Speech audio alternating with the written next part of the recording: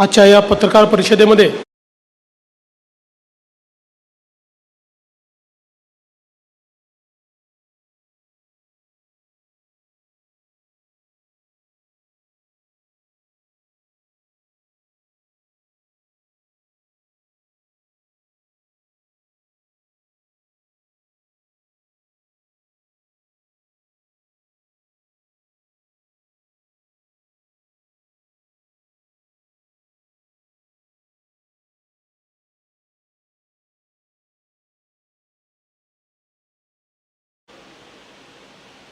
आणि हे करत असताना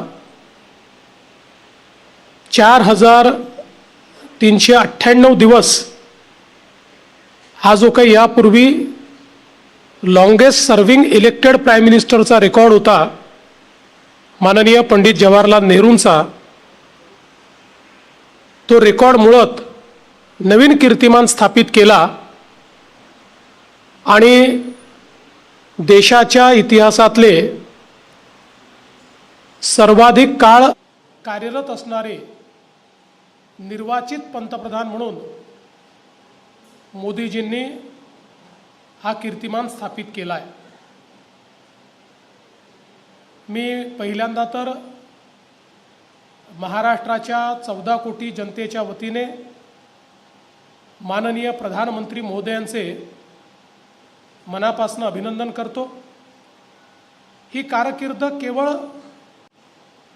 लांब आहे एवढीच यामुळे ती महत्त्वाची नाही, तर देशाचा चेहरा मोहरा बदलण्याचं काम आणि जगाच्या वर भारताची पत वाढवण्याचं काम या ठिकाणी केलेलं आहे।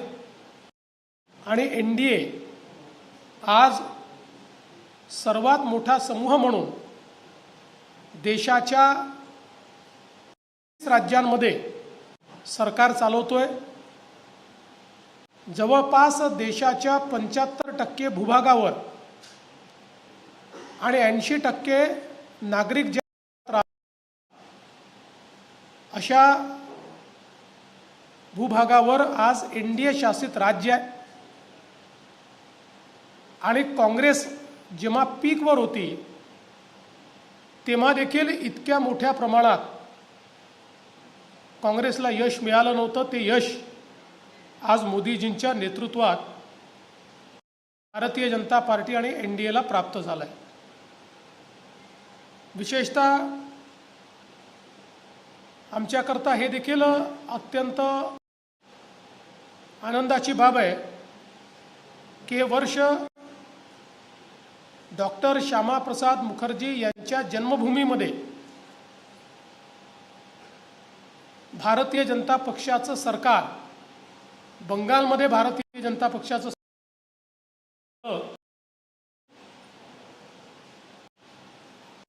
अधिक आनंदित आहोत।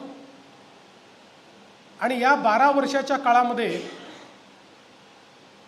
मोदीजींना 32 आंतरराष्ट्रीय सन्मान मिळाले, त्यातले 24 सन्मान हे विविध देशातले सर्वोच्च सन्मान आहे। हा देखील एक रेकॉर्ड आहे। आणि आपण जर या देशांची डायव्हर्सिटी बघितली तर आपल्या लक्षात येईल की भारताच्या नेतृत्वावर किती विविध देशांचा विश्वास आज आपल्याला पाहायला मिळतोय। आणि सातत्याने जागतिक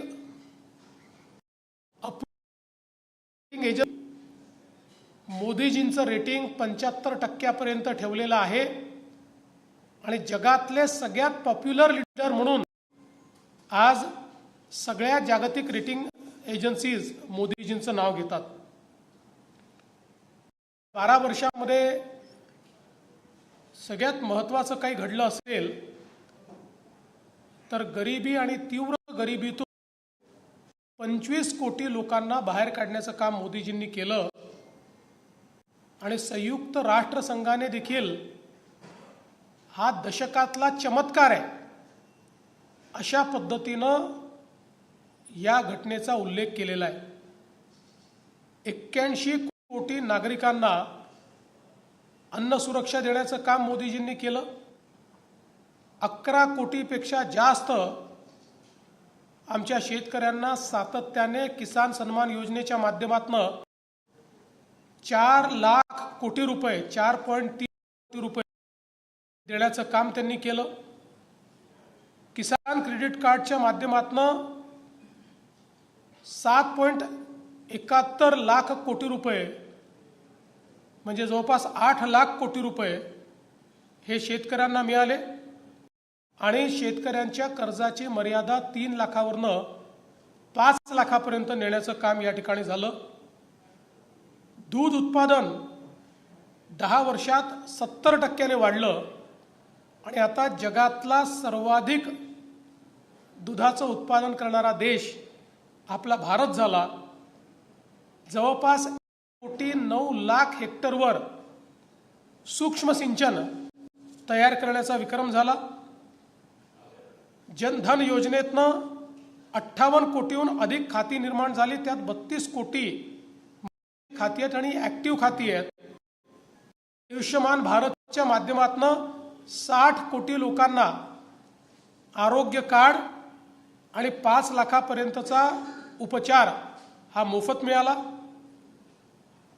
मध्यमवर्गीयांकरता प्राप्ती कराची इन्कम टॅक्सची लिमिट 2 लाखावरनं 12,75,000पर्यंत वाढवण्यात आली। सुरक्षा विमा योजनेच्या अंतर्गत 58 कोटी नागरिकांना लाभ मिळाला।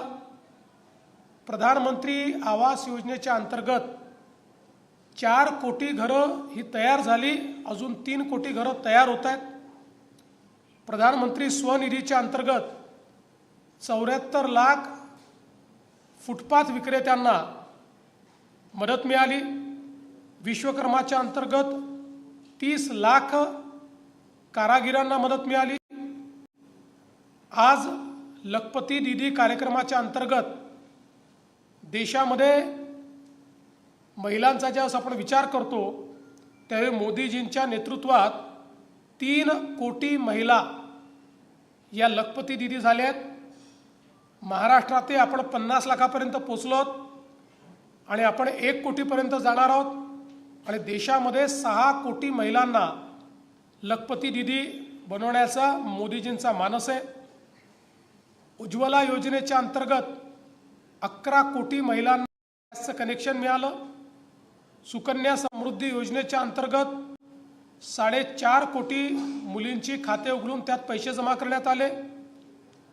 जवळपास आपल्या भारताच्या सैन्यामध्ये महिलांची संख्या ही 3,000वरनं 11,000वर गेली। देशामध्ये 12 कोटी शौचालय तयार झाले।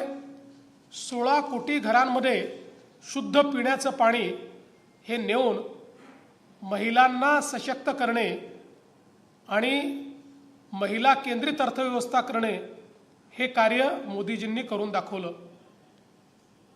सगळ्यात महत्त्वाचं या 10 वर्षामध्ये 12 वर्षामध्ये सुशासन आणि सुप्रशासन या 2 गोष्टी मोदीजींच्या या संपूर्ण कार्यकाळाचं एक महत्त्वाचं बलस्थान राहिलं।